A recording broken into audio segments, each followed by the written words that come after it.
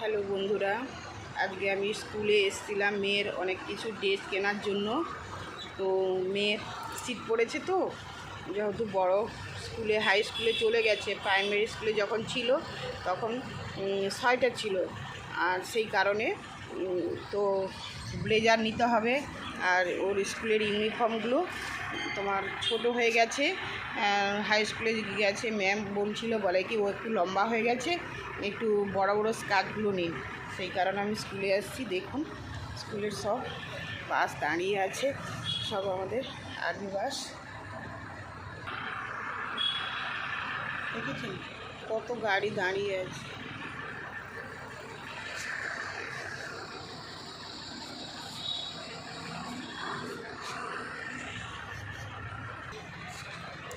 কী কী নিয়েছি বাড়ি যেয়ে আপনাদেরকে দেখাবো।